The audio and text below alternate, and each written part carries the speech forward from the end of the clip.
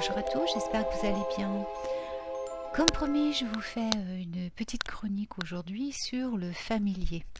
J'ai fait un petit article l'autre fois sur Facebook et Instagram à propos du familier et j'ai reçu des messages de beaucoup d'entre vous qui m'ont demandé de préciser, d'être plus précise à propos du familier. C'est vrai que c'est un sujet qui passionne les sorciers et les sorcières depuis la nuit de temps, le familier. D'abord, qu'est-ce que c'est? Qu'est-ce que le familier? Alors le familier, eh bien, c'est une créature enchantée ou non, comme on va le voir, qui va nous suivre, qui va nous guider, nous protéger, tandis que nous apprenons notre métier de sorcier et de sorcière. Alors, beaucoup de gens pensent que les familiers sont principalement des chats. Alors, il est vrai que les chats sont des animaux particuliers qui ont vraiment une connexion très spéciale avec l'au-delà. Mais sachez qu'un chien peut être aussi votre familier et toute autre créature vivante peut être votre familier, mais également des créatures enchantées qui n'appartiennent pas à ce monde, c'est-à-dire qui appartiennent aux autres plans. Nous allons voir, je vais vous parler à peu près du type de familier que vous pouvez avoir. Il faut savoir que votre familier est vraiment une créature particulière qui est déjà lui-même très connecté, même si c'est comment dire, un animal qui est dans notre plan. Par exemple, je sais que Chaussette est mon familier. Tous ceux qui ne connaissent pas Chaussette, c'est ma petite chienne. Avant elle, j'en ai eu un autre qui était Brownie, qui était un chat absolument exceptionnel. Et avant lui, j'ai eu Ocase, qui était également une louve. Voilà. Donc j'ai eu 3 familiers en chair et en os ici, mais j'ai également un familier qui appartient à l'autre plan. Il a été le premier à venir à moi, d'ailleurs, ce familier, et c'est un gnome. Donc vous voyez, on peut avoir différents familiers et qui appartiennent à plusieurs mondes. Alors, pourquoi est-ce qu'on peut avoir un familier en chair et en os et pourquoi est-ce qu'on peut avoir un familier de l'autre plan? Alors, les familiers sont donc, comme j'allais vous le dire, et en fait j'ai dérivé sur autre chose, sont d'eux-mêmes déjà très connectés et ils sont connectés d'office à tout ce qui va vous permettre de pratiquer votre magie en toute sécurité. Ils connaissent, ils sont déjà, comme on dit, en français j'ai du mal à traduire ce mot toujours, ça... Bon, je vais redire connecté, mais je vais trouver le mot après, j'en suis sûre, une fois que j'aurai fini la chronique, comme d'hab. Ils sont donc alignés, voilà, alignés, pardon, au cycle lunaire d'office. De toute façon, ça, tous les animaux le sont, hein, c'est pas un scoop. Ils sont également alignés au cycle saisonnier. Ils sont alignés à bien d'autres choses. Notamment ceux qui viennent de l'autre plan, c'est-à-dire à tout ce qui va être astrologie, astronomie, etc., etc. Ils sont là pour vous apprendre à élever votre conscience et à recevoir des enseignements directement depuis la source. C'est tout l'intérêt du familier, en fait. Il faut savoir que bien sûr les familiers suivent les sorcières depuis qu'il existe des sorcières et qu'autrefois on n'avait pas internet. Hein.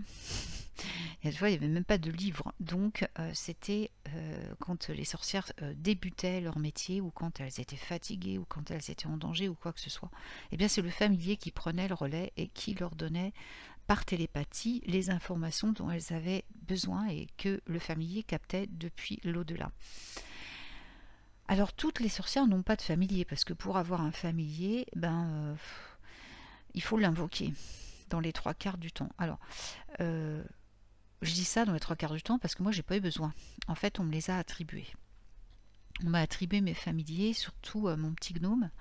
Il est venu à moi quand j'étais en grand danger. On me l'a attribué d'office, mais mes dieux me l'ont attribué d'office pour me protéger, sans que j'ai rien demandé. Et il est resté avec moi parce que j'ai pactisé avec lui. Il arrive qu'effectivement on vous désigne un familier d'office quand vous avez une mission de vie à remplir, que vous êtes dans une situation dangereuse et que ben vous êtes trop faible pour faire face, ou vous ne vous rendez pas compte. Moi, c'est ce qui s'était passé pour mon familier, pour mon gnome. Et ensuite, eh bien, une fois que je me suis rendu compte qu'il était là, qu'il était près de moi, et d'ailleurs d'autres l'ont vu et le voient encore, eh bien, j'ai été, donc comme je vous le disais, j'ai dû pactiser pour qu'il reste avec moi. Donc ça, le pacte, c'est quelque chose que l'on fait avec notre familier. Nous, le pacte est des deux côtés, bien entendu. C'est un acte que l'on fait ensemble, que l'on pratique ensemble. Et ben, on prend un engagement l'un envers l'autre, qui peut être très différent suivant la mission que vous avez à accomplir et suivant la mission que le familier doit accomplir auprès de vous. Ça peut être une protection mutuelle, ça peut être, je veux dire, de sa part, la transmission de certains enseignements. C'est très varié, hein, ça dépend de votre familier. Donc comme vous voyez, c'est quelque chose de très riche et de très complexe en même temps. Pour les familiers, donc ça c'est surtout pour les familiers qui viennent d'autres plans, comme ça peut être n'importe quoi, hein, ça peut être un dragon, ça peut être une licorne, ça peut être même des créatures dont on ne connaît pas le nom, hein, parce qu'il y en a des tas où on ne connaît pas le nom. Ça peut être des lutins, donc du peuple des lutins, ça peut être du peuple des esprits de l'air, hein, ça peut être une fée ailée. Cathy, si tu m'écoutes, toi ta petite fée, ton loup c'est ton animal guide, tu me disais l'autre fois, et quand je t'ai fait le soin l'autre fois, c'est ton familier, c'est une petite fée, hein, de l'élément air, ce que je t'avais dit. Je sais que tu vas écouter cette chronique, donc c'est pour petit message à part pour toi. Voilà, donc parce qu'il ne faut pas confondre non plus notre animal guide et le familier, ça n'a rien à voir, hein. C'est très différent. En fait, en magie, c'est pas si simple que ça, il y a plein de subtilités.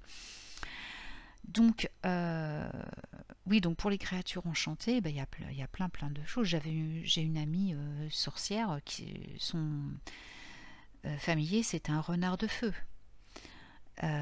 Voilà, alors pour les créatures enchantées, il faut savoir qu'ils ont besoin, bien entendu, de se recharger dans leur plan, de retourner dans leur plan. Ils ne peuvent pas toujours être avec vous, parce que dans le plan humain, ils ne peuvent pas, hein, tout simplement rester.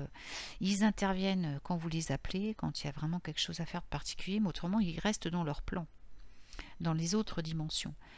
C'est pourquoi nous pouvons avoir également, quand on est sorcière à temps complet, comme c'est mon cas, et que c'est notre métier, comme c'est mon cas, eh bien avoir un familier sous une forme animale concrète. C'est-à-dire moi, c'est en ce moment, donc c'est Chaussette. Alors, je le sais parce qu'elle a des pouvoirs qui ne sont pas communs aux autres chiens, bien entendu. Elle a des dons télépathiques que certains chiens n'ont pas. Elle a vraiment des pouvoirs spéciaux. Elle a une intelligence qui est hors du commun. Elle a une façon de connecter les autres humains d'une manière hors du commun également. On reconnaît le familier parce qu'il a, par rapport à un chat, un chien, un autre animal normal, il y a un lien très particulier avec vous, c'est-à-dire c'est une fusion, le lien est absolument fusionnel, c'est-à-dire que quand vous vous séparez, c'est juste insupportable. C'est comme si vous étiez vraiment liés l'un à l'autre, on le sent, hein. Et puis il y a aussi le fait que cet animal, comme je viens de décrire pour Chaussette, a des dons absolument hors du commun, qu'un autre chien, bien que tous les animaux soient hyper intelligents et voilà, soient très très élevés en conscience, ceux-là ont vraiment des choses particulières, puisqu'ils sont là pour vous aider dans votre chemin de sorcière, pour vous prévenir, pour vous protéger, pour veiller sur vous, pour vous enseigner, pour vous apporter des enseignements donc très particuliers, ou des talents que vous n'aviez pas, savoir comment les révéler, ou certains vous rechargent, certains vous purifient, vous nettoient, enfin bon, ça c'est beaucoup les chats qui font ça. Voilà, alors concrètement, sur le plan animal terrestre, on va dire, quel peut être votre familier? Ça dépend quel type de sorcière vous êtes aussi, je vais dire. Moi, par exemple, je suis une sorcière des forêts, une sorcière des haies, une head witch, comme on dit. Je suis aussi une sorcière, enfin j'ai plusieurs cordes à mon arc, je suis aussi une sorcière verte, une sorcière de cuisine. Mais ma plus grosse partie du travail se passe à l'extérieur et dans les forêts. C'est pour ça que je peux jamais rester en ville bien longtemps, il faut que je sois dans la nature. Et pour m'accompagner, ben, quel familier pouvais-je avoir de mieux qu'un chien? Parce que Chaussette me suit partout. Elle détecte des choses, elle me montre même certaines plantes parfois que je ne vois pas, ou des insectes que je ne vois pas. Elle me montre des choses, voilà, par lesquelles j'apprends mon métier de sorcière. Mais par exemple, si vous êtes une sorcière des mers, vous pouvez avoir un requin comme comment dire, comme familier, un requin, un dauphin, euh, n'importe quoi, n'importe quel poisson, n'importe quel animal marin, un hippocampe, peut-être une raie, peut-être votre familier.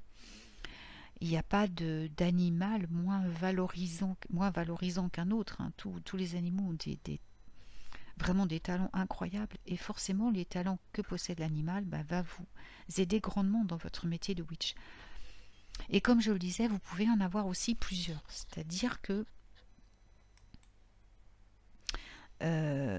il se peut que, comme moi, quand j'ai découvert la présence de mon familier, de mon gnome, il était très jeune dans son plan. C'est pour un gnome, il était très jeune. Bon, il était déjà par rapport à un humain, bien sûr, âgé, mais pour son peuple, c'était un adolescent, on va dire. Donc, il lui manquait encore certaines capacités pour, je veux dire, qu'il puisse vraiment être au plus haut potentiel en ce qui me concerne, pour me protéger, pour veiller sur moi et tout. Donc, qu'est-ce qui s'est passé? Je me suis aperçue qu'on m'en avait attribué un autre, en attendant que mon gnome soit suffisamment mature pour être seul à veiller sur moi. Et là, c'était un aigle qui est venu. Alors, ça n'a rien à voir. On m'a envoyé un aigle pendant quelques temps. Il est resté avec moi quelques années. Et ensuite, il est reparti quand mon gnome avait appris suffisamment, était suffisamment mature pour rester avec moi. Et je n'ai plus jamais revu l'aigle après, hein. Alors, avec l'aigle, je n'avais pas baptisé parce que c'était un familier temporaire, on va dire. Voilà. Alors, comment est-ce qu'on communique avec notre familier? Par télépathie, uniquement, hein. Donc là, ils ont tous des... Voilà, c'est uniquement une communication télépathique, que ce soit avec ceux qui sont vivants ici ou ceux qui sont dans d'autres plans. Ensuite, comment peut-on appeler notre famille? Et déjà, comment peut-on savoir si on en a un qui n'est pas animal? Voilà, je vais commencer par là. Vous saurez, de toute façon, si vous avez un familier, vous allez le savoir. Vous allez le savoir parce que il va se passer des choses quand vous allez travailler en magie. Donc il faut pratiquer, hein, pour avoir un familier. Si vous êtes juste sorcier mais que vous vous contentez d'avoir le nom, de prendre le nom de sorcier mais que vous ne pratiquez pas, vous n'aurez pas de familier. Forcément, puisqu'il ne vient que pour la pratique magique. Donc pour avoir un familier, déjà, il faut pratiquer. Donc si vous pratiquez vraiment au quotidien, c'est-à-dire si vous pratiquez des sortilèges, des rituels, des méditations, avec d'autres personnes ou seul, vraiment si vous allez en cueillette, si vous faites des potions, si vous faites des remèdes, si vous faites tout ça, vous pratiquez la magie. Donc là, vous risquez d'avoir effectivement un familier. Et vous allez vous en apercevoir parce que par moments, vous allez vous sentir accompagné, vous allez sentir une présence près de vous. Vous allez peut-être entendre une voix qui va vous parler à l'oreille, vous murmurer des choses. Vous allez peut-être voir avec votre troisième œil, hein, une créature qui vient d'un autre plan. Ils vont vous envoyer des signes. Il va vous envoyer des signes. Vous allez voir des images sur Internet qui reviennent tout le temps, ou des noms, ou des choses comme ça. Vous allez vous dire au bout d'un moment, tiens, c'est bizarre, il y a un truc là. Je suis peut-être pas toute seule. Et si vous avez un doute, il suffit de lui demander, hein. Vous lui demandez, manifeste-toi. Est-ce que tu es mon familier? Qui es-tu? Est-ce que tu es mon familier? Si c'est oui, manifeste-toi, fais-moi comprendre que tu l'es. Apporte-moi les signes qui vont me prouver que tu es là et montre-moi à quoi tu ressembles, si c'est possible. Sinon, essaie de communiquer avec moi clairement. Si tu as un nom, que je le sache. Moi, il m'avait donné son nom, hein. Il m'a donné son nom, mon familier. Donc personne, bien sûr, ne doit le savoir, le nom. S'il vous le donne, il n'y a que vous qui le savez. Et surtout, ne le communiquez jamais à personne parce que votre familier partirait. C'est une trahison pour lui. Donc, et vous n'en auriez plus. Donc surtout, gardez ce nom pour vous. Et vous allez voir que de toute façon, en tant que witch, hein, de toute façon, vous avez forcément des dons, tels qu'ils soient. Et vous allez forcément savoir si c'est oui ou non. Et de quoi il en retourne et tout le reste. Parce que il va... Forcément, vous allez le savoir. Si vous ne pouvez pas en prendre conscience, quelqu'un d'autre qui a des dons de clairvoyance ou clairvoyance va vous le dire. Mais vous allez le savoir, ça c'est sûr. Sûr et certain. Il n'y a pas d'autre moyen. Le familier, il est là pour vous, donc vous allez forcément le savoir. Alors, précision, le familier n'est donc pas l'animal de pouvoir ou l'animal totem. Ça n'a rien à voir. L'animal totem, de pouvoir, tout le monde en a un, quasiment. Hein. Bon, il y a des gens qui en ont conscience, d'autres non. On a tous un guide, on a tous des guides. Hein. On n'a pas qu'un guide, on a des guides angéliques, on a des guides du monde de la Terre, on a des guides des autres plans. Et on peut tous avoir, bien sûr, et on a tous un animal guide. Hein. Alors, soit on s'en rend compte, soit on s'en rend pas compte, soit on l'appelle, soit on l'appelle pas, soit on a envie de le connaître, soit on n'a pas envie de le connaître, mais on en a tous. Ils font partie de nos guides. Hein. Parfois, ça peut même être un animal que vous avez eu près de vous. Mais l'animal guide est commun à tout le monde, alors que le familier n'est commun qu'aux sorcières, aux sorciers, bien sûr, et sorcières, qui pratiquent. Je le répète, il faut pratiquer. Ils vont vous aider à faire vos sortilèges, ils vont vous aider à pratiquer vos rituels, parce qu'ils vont vous mettre en sécurité pendant les rituels, pendant les sortilèges, ils vont vous mettre en garde quand vous faites une erreur, quand vous jetez un sort. Il va vous, parfois même, parer les attaques venues d'ailleurs. Je veux dire, il a une fonction tellement large que là, je pourrais passer la journée à vous en parler. Et maintenant, je vais vite vous donner voilà, quelques types de familiers, quel est leur rôle. Donc par exemple, les plus communs, on a le chat, bien sûr. Donc c'est... Comment dire, le chat, il va... c'est une connexion, c'est vraiment à part. Le chat, il est très connecté à tout ce qui est au-delà. Donc lui, il a vraiment un truc super vaste au niveau... Je pense que c'est celui qui couvre le plus de comment dire, de domaines dans la magie. Il va vous aider au niveau de votre intuition, il va vous protéger, il va absorber les énergies négatives, il va vous régénérer, vous guérir. Le chat, il est vraiment vous connecter avec d'autres créatures, il est vraiment multifonction, je dirais. C'est peut-être pas très bien dit, mais ouais, c'est un peu ça quand même, hein, par rapport aux autres familiers. On a par exemple le cerf qui va nous apporter la sagesse, qui peut être utile dans notre métier de sorcière. Une grande protection aussi, le cerf, et puis la connexion à tout ce qui est esprit de la forêt.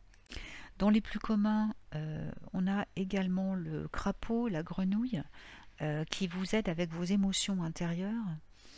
On peut avoir le rat, la souris, qui va vous aider à vraiment vous adapter à toutes les situations possibles. On a le lapin, le lièvre, qui nous guide avec la résurrection, la renaissance, et puis tous les nouveaux départs. Il y a aussi, tellement le chien, donc hein, lui c'est vraiment le protecteur magique. Sa loyauté nous protège notre pratique. Hein. C'est un grand protecteur. Le serpent, il va nous aider dans notre créativité, dans notre sagesse. Le cheval, c'est la force, c'est le courage, c'est comment dire, oui, la force et le courage. En fait, vous retrouvez les mêmes propriétés, les mêmes vertus, les mêmes qualités, je vais y arriver, par rapport à votre familier que l'animal a dans la nature. C'est pas très compliqué. Hein. Qu'est-ce qu'il peut y avoir aussi? Le, le loup va vous... Le loup aussi, il y a des loups qui... Il peut vous enseigner, je veux dire, votre côté sauvage. Vous savez, vous relier à votre côté sauvage et vous protéger, bien entendu, très efficacement. Mais plus travailler avec votre côté indépendant, sauvage. Comme tous les animaux. Le renard va vous protéger des gens qui vous trahissent. Il va vous protéger des mauvais tours, même de vous-même, de ce que vous pourriez faire de pas bien, qui risquerait de nuire à votre magie, etc., etc.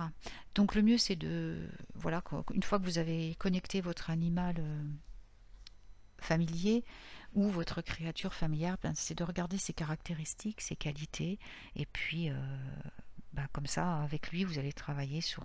en général, vous allez voir que ça correspond tout à fait à votre travail et vous allez pouvoir faire une très très bonne équipe. Voilà, donc au niveau du pacte, le pacte c'est un serment. C'est un serment qu'on se fait l'un à l'autre. Moi je l'ai fait, c'est un pacte au sang que j'ai fait, où j'ai offert mon sang à mon familier, puisque lui m'a offert sa vie. Donc moi je lui offre la mienne par le sang. Il y a plusieurs types de pactes, ça c'est à vous de voir avec le familier la manière dont il veut procéder. Voilà, eh bien j'espère que cette chronique vous aura plu et que vous aurez appris plusieurs choses sur vos familiers. Eh bien je vous souhaite une merveilleuse journée et tout plein de magie à vous et je vous retrouve très vite pour une nouvelle chronique magique.